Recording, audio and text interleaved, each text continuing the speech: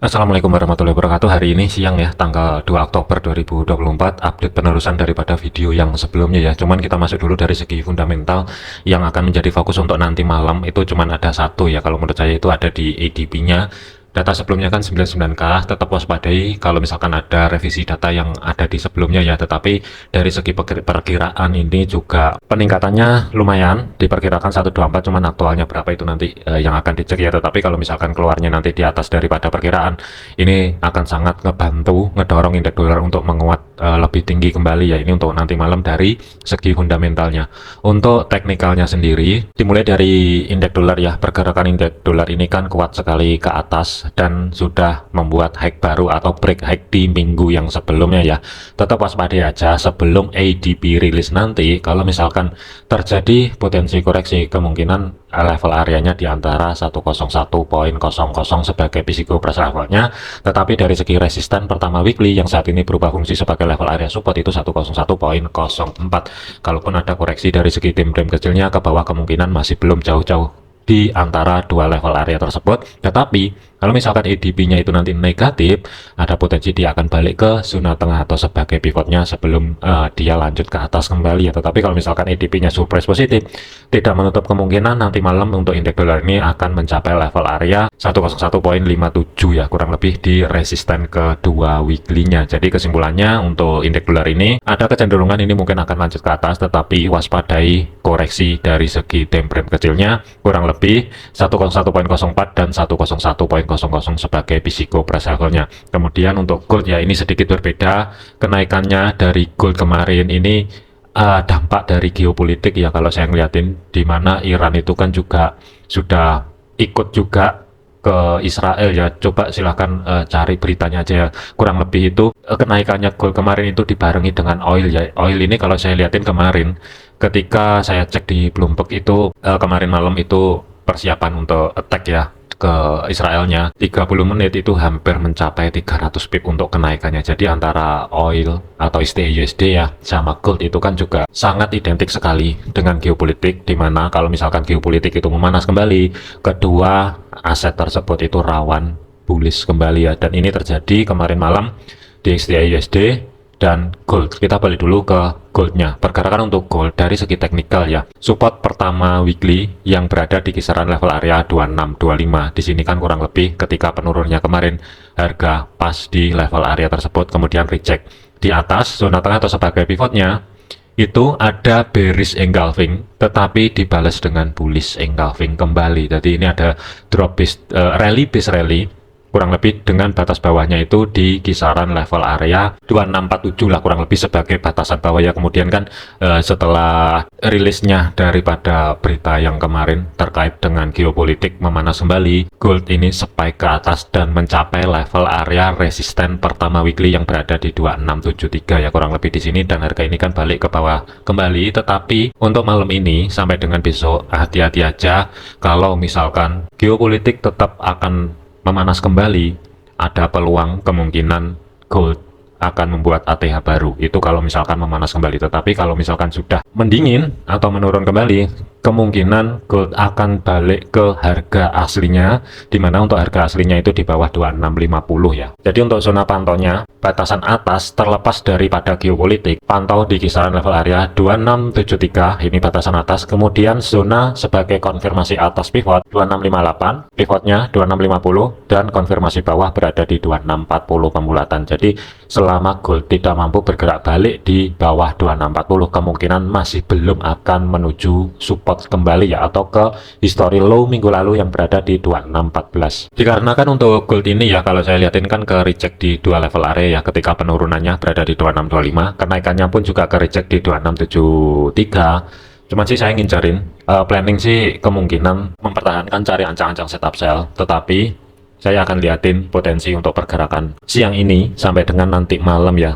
Kalau misalkan nanti harga tidak mampu bergerak di atas 2673, kemungkinan saya akan tetap mempertahankan cari ancang-ancang sell. Tetapi kalau misalkan harga bergerak di atas level area tersebut, saya lebih memilih wait and see, tidak masuk ke market terlebih dahulu ya. Untuk entry posisinya saat ini sih masih belum bisa digunakan ya, ataupun masih belum ada referensi dulu ya, karena ini rawan juga mengingat harga dari resisten pertama yang berada di 2673 dia akan pelan-pelan merambat ke bawah, yang saya khawatirkan di zona tengah atau sebagai pivot kemungkinan akan ada pentalan sebelum turun ke bawah. Ini yang saya antisipasi. Kalau misalkan itu terjadi, ada dua skenario planning sell untuk hari ini ya, tapi ini untuk saya pribadi, cuman untuk rekan-rekan silahkan sesuaikan dengan masing-masing ya, karena di gold, khusus gold untuk saat ini saya masih belum menggunakan akun standar ya, jadi saya lebih memilih pakai akun sen dulu untuk nekan resiko yang lebih kecil. Itu tujuannya, karena volatility-nya, pergerakan ataupun polanya ini masih, kalau menurut saya sih masih belum jelas ya. Jadi spek atas bawah naik turunnya ini cepet banget, itu yang saya khawatirkan. Kalau misalkan pakai akun standar, loss control bisa aja kehilangan dana keseluruhannya. Jadi saya lebih memilih alasan pakai akun sen adalah karena kalau saya lihatin di gold ini belum stabil untuk pergerakan harganya. Kemudian zona pantaunya tadi sudah 2673, 2658, 2650, 2640, dan batas bawah balik lagi di 2625. Untuk area entry sell-nya, yang pertama adalah kemungkinan saya akan menunggu di 2673 kurang lebih ya, selama minimal dari segi time frame 4. Kalau misalkan ada kenaikan kembali dan harga tidak mampu bergerak di atas level area tersebut, kemungkinan saya akan cari ancang-ancang setup sell. Tetapi untuk re-entry sell-nya itu kurang lebih saya akan menunggu harga itu berada di bawah 2670 ya, kalau misalkan kedorong ke atas kembali. Tetapi dari segi cara stop loss atau risiko, kemungkinan saya akan merisikokan kurang lebih sekitar 100 pip. Dari segi targetnya, kemungkinan TP pertama itu berada di 2640, ruang gerak sekitar 30 pip. TP maksimal balik lagi di support pertama weekly, mengingat di kiri meskipun harga sudah di retest tetapi belum ada konfirmasi. Dari segi time frame H4-nya pun body candle-nya masih belum mampu tutup di bawah level area tersebut. Ini yang planning pertama. Kemudian planning yang kedua adalah tetap cari ancang-ancang setup sell, tetapi saya lebih ngeliatin ke zona tengah atau sebagai pivotnya 2650. Kalau misalkan itu terjadi penutupan dari segi time frame H4 nanti sudah mampu tutup di bawah 2650, referensi sell akan ada lagi kalau misalkan harga kedorong ke atas atau dari segi time frame kecilnya ini koreksi sedikit ke atas dan tidak mampu tutup di atas 2658, tinggal tunggu konfirmasi pembalikan arah. Dari segi body candle-nya kemungkinan referensi sell yang kedua akan aktif ya, tetapi dari segi jarak untuk stop loss-nya agak sedikit lebar, harus berada di atasnya high ataupun resisten pertama weekly ya, di atas 2673. Kalau misalkan taruh di 2676, ruang gerak sekitar 180 sampai dengan 190 pip. Tetapi saat ini masih off dulu, masih belum bisa digunakan dulu karena harga ini masih belum retest di zona tengah atau sebagai pivot. Intinya adalah biarin kedorong ke bawah. Kalau dari segi time frame kecilnya ketarik ke atas, baru cari konfirmasi pembalikan arah. Kemungkinan referensi sell yang kedua ini akan aktif kembali. Tetapi dari segi targetnya ada sedikit perbedaan. TP pertama saya lebih ngincarin ke 2625 ini sebagai target pertama, ruang gerak sekitar 300 pip.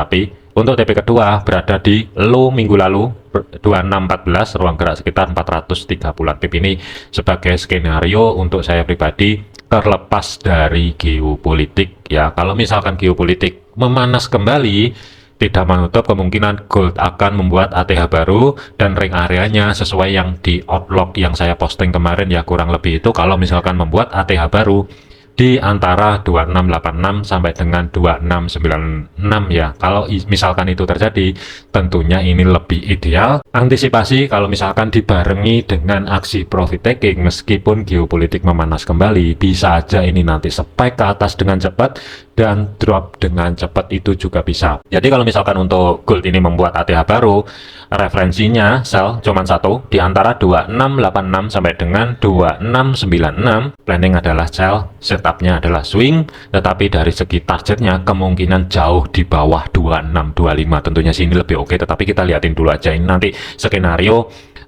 lanjutan. Kalau misalkan harga ini ketika ada kenaikan kembali bergerak di atas 2673, kemungkinan akan saya bahas. Tetapi kalau misalkan belum, planning sementara adalah di sini dulu. Sesuaikan juga dengan planning ataupun analisa rekan-rekan semua ya. Jadi jangan paksa masuk ke market kalau misalkan tidak sesuai dengan analisa ataupun tidak sesuai dengan planning. Itu yang pertama. Yang kedua adalah jangan overload, jangan overtrade, tetap disiplin. Kalau tidak mencapai areanya, saran saya adalah jangan buru-buru masuk ke market. Selanjutnya adalah untuk GBP USD. Pergerakan untuk GBP USD ini sih beres ya. Ini berbeda dengan gold ataupun oil ya. Dia sih sejalan apa yang kita lihatin dengan indeks dolarnya. Ketika indeks dolar ini menguat, GBP USD ini kan drop dengan cepat juga ya, dan ini sudah selesai semua. Sebenarnya untuk kemarin tuh carinya re-entry sell kembali, cuman saya nggak tahu rekan-rekan dapat atau enggak. Tetapi kalau dari saya pribadi, saya masih belum dapat untuk yang entry kedua ya, mengingat saya kemarin tuh antisipasinya adalah dari segi time frame kecilnya lepas dari 1.3318, kalaupun ada sedikit koreksi ke atas, sedikit di bawah zona tengah atau sebagai pivot, kemungkinan saya akan masuk ke market untuk cari ancang-ancang setup sell. Tetapi dari segi jarak untuk TP-nya itu di antara 1.32800-an sampai dengan 1.32500-an lah. Ini untuk yang kemarin. Berbeda untuk saat ini, dikarenakan ini kan kalau misalkan saya ukur ya dari zona supply-nya, penurunannya dari GBP USD ini dengan batas paling bawah atau harga paling bawah itu ruang gerak sekitar sudah mencapai 150 pip. Rawan potensi terjadi koreksi sebelum dia lanjut ke bawah kembali ya. Untuk konfirmasinya, history low minggu lalu 1.3249 belum mampu tutup di bawah level area tersebut, baik dari segi time frame 4 ataupun daily-nya ya. Jadi ini rawan potensi mungkin akan sedikit kedorong ke atas.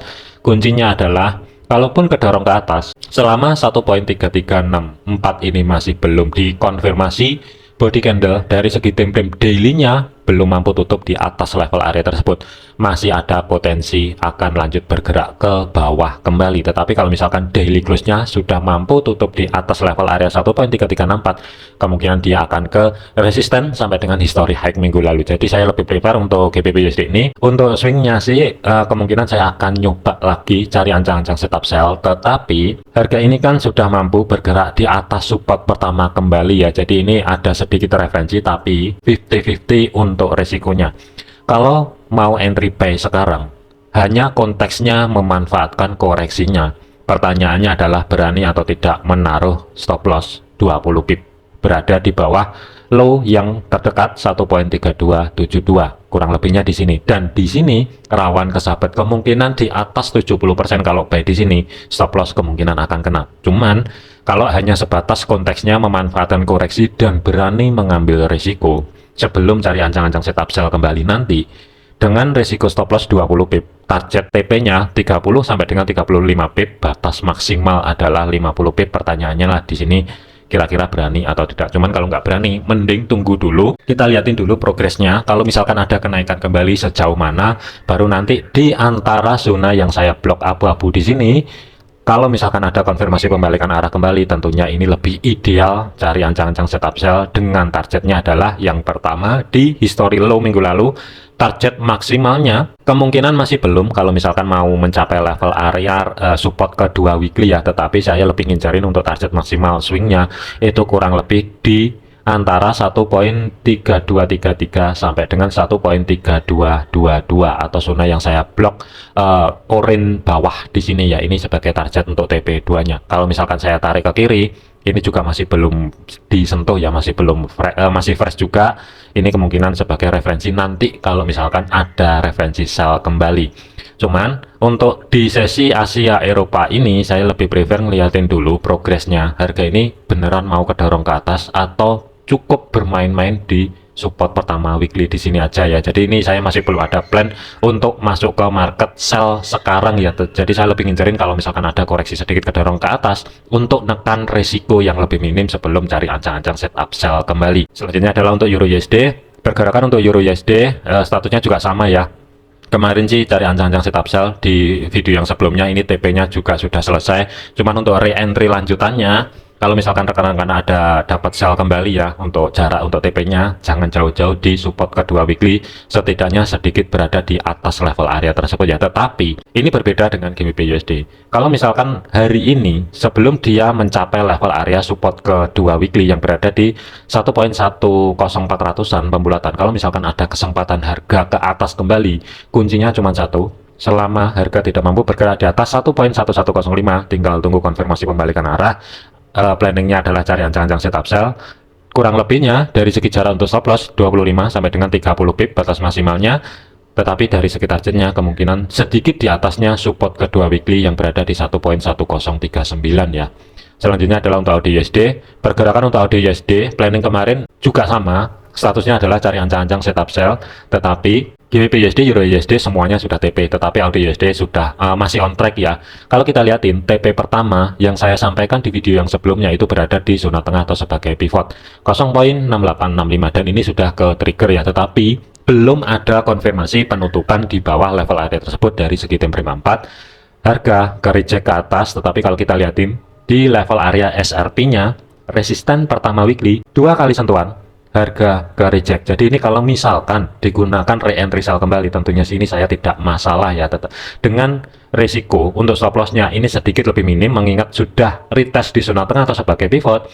Jarak untuk stop loss ini lebih minim, ruang gerak batas maksimal adalah 30 pip, tetapi dari segi targetnya ada sedikit perubahan.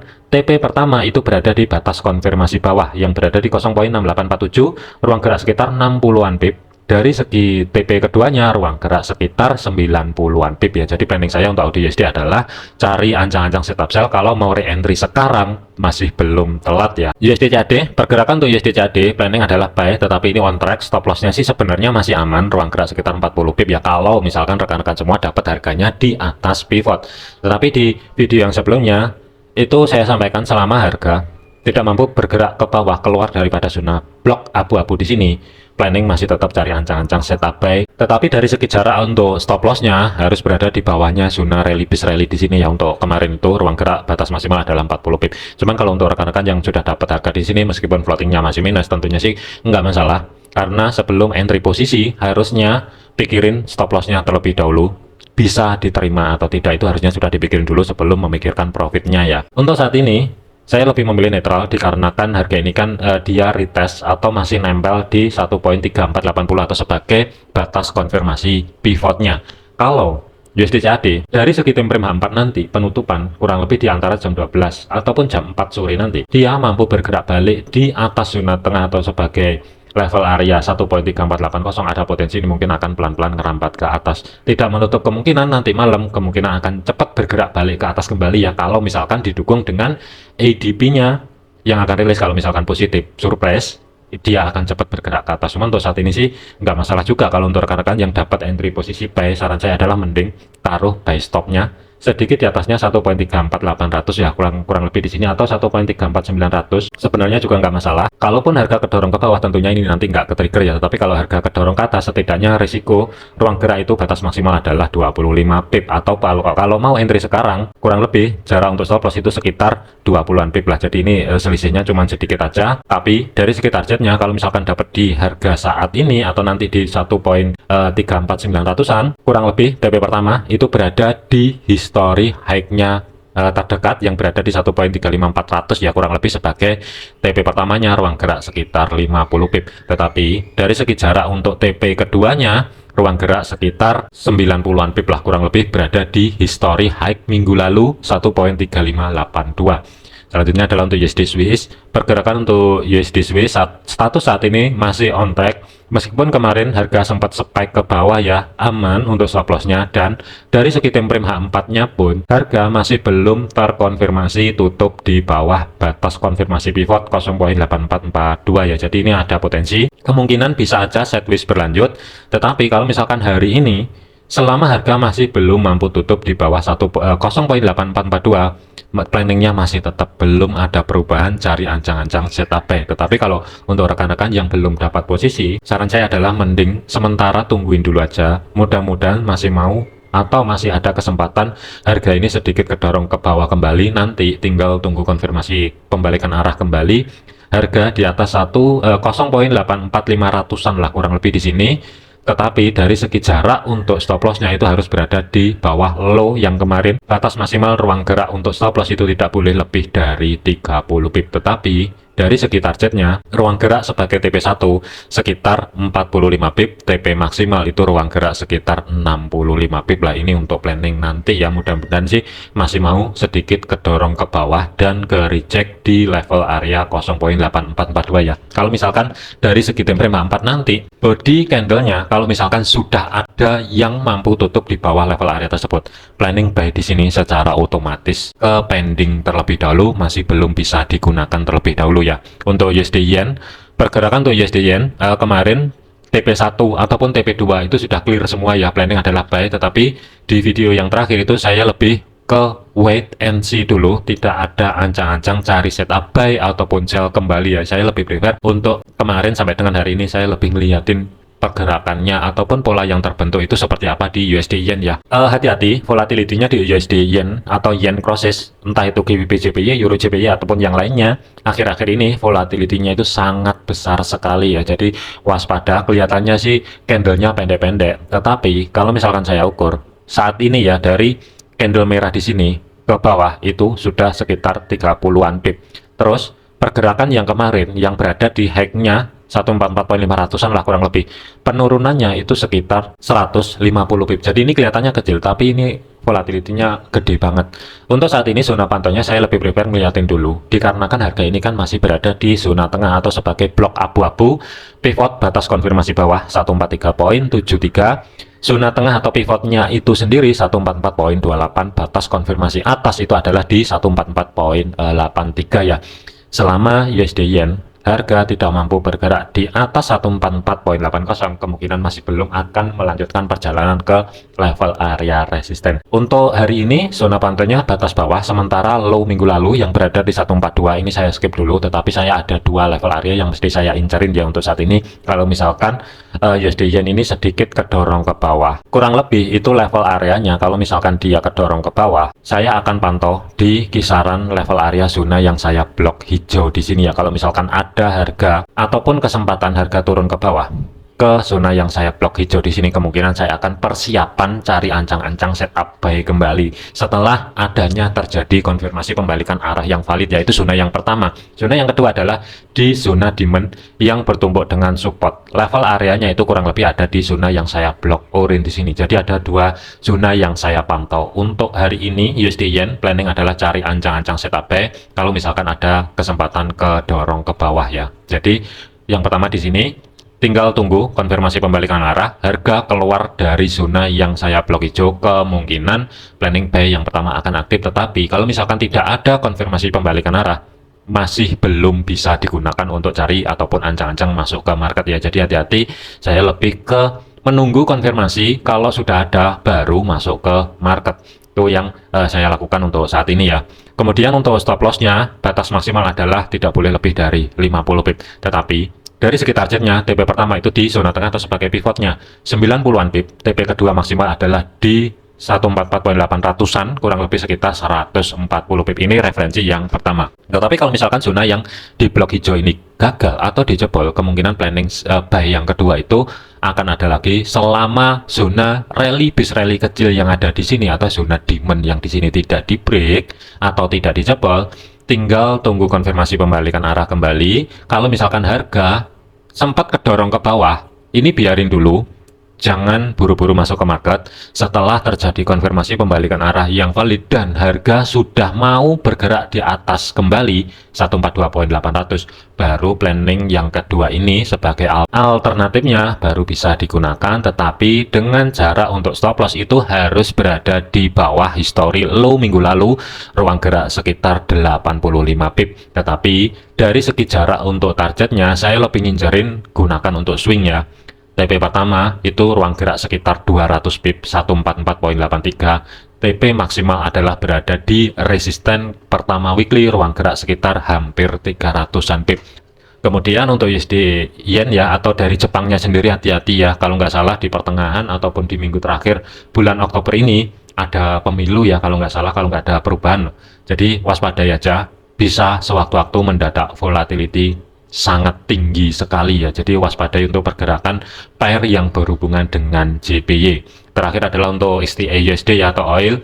Dampak kenaikannya ini didukung dari geopolitik kemarin ya. Ini 30 pip hampir 30 menit hampir mencapai 300 pip ini yang kemarin. Untuk saat ini saya lebih memilih netral dulu, tidak ada entry posisi apapun, dikarenakan nanti sore juga ada pertemuan daripada OPEC.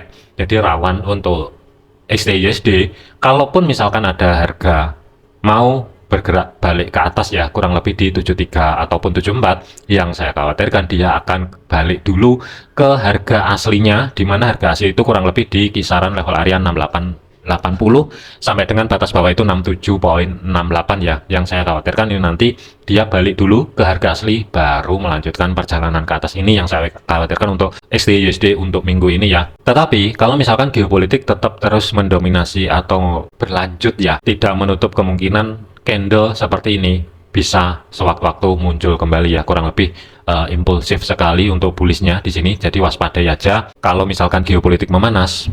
Bisa aja ini nanti malam atau besok malam akan tercapai level area 74-nya. Tetapi kalau misalkan itu tidak terjadi, potensial sideways-nya kurang lebih batas bawah 68,80 sampai dengan 71,28. Untuk zona pantaunya hari ini, support masih tetap 67,68, kemudian zona tengah atau sebagai pivotnya 69,40. Kalau misalkan harga mampu bergerak di atas 71,28, baru ada potensi kemungkinan akan menuju 73 ataupun 74 ya, pembulatan 73,98 atau pembulatannya di 74. Tetapi karena kenaikannya kemarin itu tertahan di level area resisten pertama weekly dan belum terkonfirmasi body candle tutup di atas level area tersebut, hati-hati potensial dari segi time frame kecilnya terkoreksi dulu ke bawah sebelum upset kembali ya. Oke, jadikan video ini sebagai referensi, jangan dijadikan sebagai patokan. Segala keputusan risiko menjadi tanggung jawab masing-masing. Sekian, terima kasih, jangan overload, jangan overtrade, sampai jumpa di video yang selanjutnya.